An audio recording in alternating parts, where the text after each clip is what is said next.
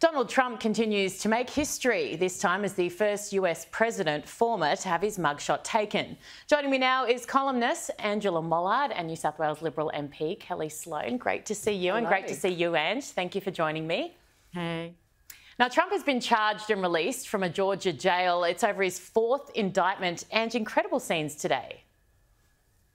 Oh, extraordinary, aren't they? And I think that mugshot is going to become emblematic of his martyr status. Look, even the parade about him being, the notion of him going from White House to jailhouse, it was done at primetime news time. There was a cavalcade of cars. You know, he filled in his own detail. And that mugshot, I mean, I'm a bit surprised that he put his hair down as strawberry or blonde when it's quite patently white. But really interesting to see where this goes from here, because, of course, support is pretty much neck and neck for Biden and Trump. So, you know, where do we go from here? Incredible, isn't it? And he's still, despite this, leading the polls. He's miles ahead of Ron DeSantis.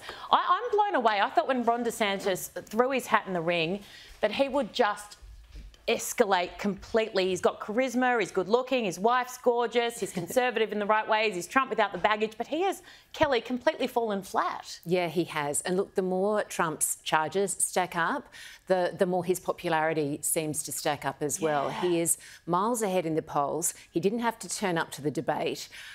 His campaign team is saying that in really critical areas where the delegates are vital, areas like Philadelphia, Wisconsin, Milwaukee, the more that these charges are laid, the more that they are determined to ensure that their hero, Trump, who they feel like has been stitched up, the more that they're determined to send him to the White House instead of the jailhouse. So this is working for him. They've sold T-shirts already, thousands of them, apparently coffee mugs. It only happened 5 or so hours ago. It's never seen anything like it. It's entertaining to watch. Now, this is a brave person. Someone is saying the Matildas are actually not good role models for young Australians. Now, I know it sounds off, but I think there's a bit of a point to this. Griffith University Associate Professor Paul Williams, he's written a piece in the Daily Telly today, and he says Australia is an underachieving nation proud to put sport before intellect. Now, it is very controversial, Kelly, because they're incredible, but is it putting too much of an emphasis on the field performance? No. I'm not saying they're bad role models, but I see what he's saying. If we're kind of teaching our kids that this is the ultimate, it's amazing, but if this is the ultimate, does it come before all other pursuits? No, what do you think? I disagree entirely with his premise. I call rubbish on it because, and that's the nicest thing I can say. Love that. Look, the thing is that we should be able to celebrate the Matildas. We should be able to celebrate sport in this nation, which we do so well. It should lift us to achieve, not just in sport, but in academics and other. And if he thinks the Matildas are the problem with our education system, then he's not as smart as he makes out to be. Our education system is in all sorts of trouble. We are letting down our children, and it is not the Matildas that are doing it. Was he really saying that, though, Ange? I mean, was he really saying that it's the Matildas' fault, or was he just saying that we as a society place too much importance on sporting pursuits and teams like the Matildas in terms of who we look up to, rather than, say, you know, a researcher or someone like that? Look, and look, I think his opinion piece is very basic and very binary. It's not one or the other. It's not sport or intellect. He cites countries like Estonia, Finland, Korea. Now, the key difference, and Kelly pointed to this, is the way that they uphold education in their society. Teachers are paid well, they're respected, and that is not the case here. Now, we need to have a better approach to paying our teachers. I think we should be subsidising their HECS debts to encourage them into teaching. I think very much that if we want good teachers, if we want people, and Albanese went into the election saying that there would be a cohort of people with an ATAR result over 80% who would just be ushered straight into teaching, and that they would get free education in return for becoming teachers in the system. If we don't uphold education, and if we don't also focus on lower socioeconomic education, then we are never going to get back to the strengths and the heights of education that we need to. So I really didn't like this piece. I'm with Kelly. It was very distracting. It's not about the Matildas. And really, if you want to think about education in terms of perseverance and grit, then that's exactly what the Matildas have showcased to a generation of kids. You make a good point about the HEX subsidy. Some states are doing that with things like nursing. I think teaching certainly deserves to be in that group as well. Looking at these NAPLAN results that were released this week, almost 1/3 of Australian children, they're failing to meet the accepted standard for literacy and numeracy. 1 in 10 students need extra support to meet classroom expectations. It's a lot of help needed. So, Ange, you believe that that is pay teachers more, improve the system. That's where the solution lies. Pay teachers more, improve the system, but also bring parents alongside. We are a generation that's focused on productivity.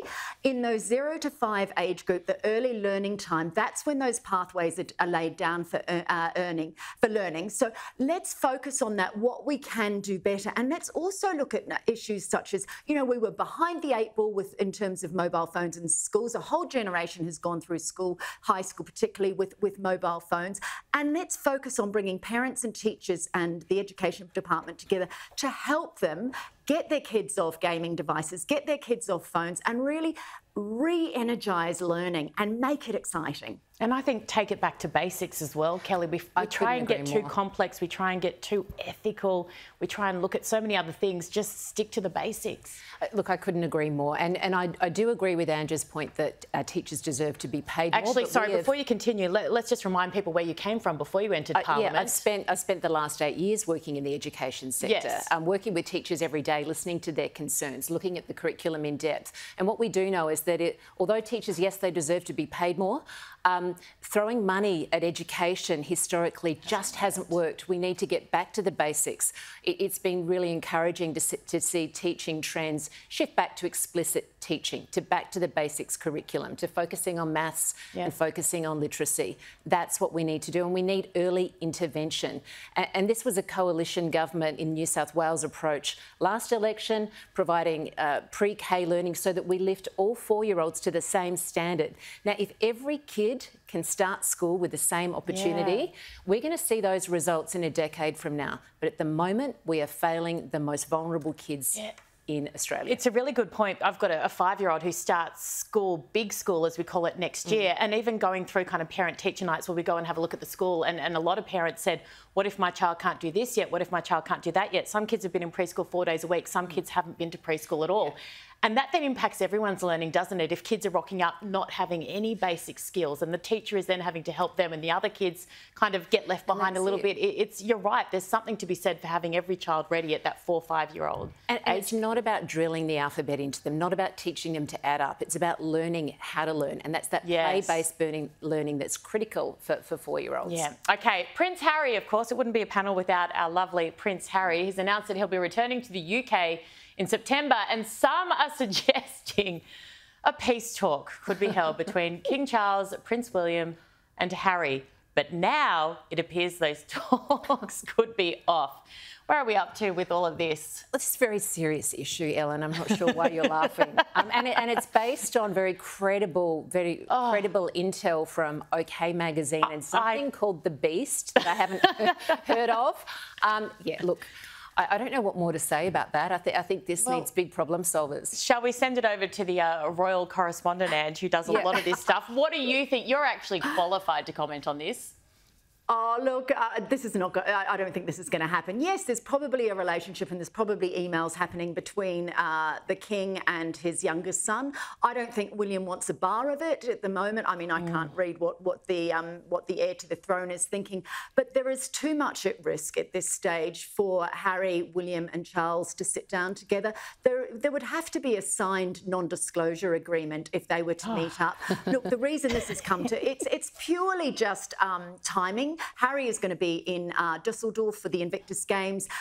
King Charles is going to be going to France on September the 20th. There's 3 days in between the end of the Invictus and the beginning of that French tour that people have been thinking, oh, well, he could possibly meet up. But at this stage, no, I don't think so. There needs to be time to settle, and I think it'll take a long time before William is prepared to sit down with his brother. I think there's 2 things that would happen. One would that could bring about the sort of meeting between them, and that would be very, very serious things, and they are the death of the King or the breakdown of Harry and Meghan's marriage. And I think at this stage, that's the only thing I could see bringing them back together. Well, it's interesting, isn't it? Because the death of the Queen wasn't able to do that. So fascinating. Kelly Sloane, Angela Mollard, thank you both so very much for your thoughts, as always.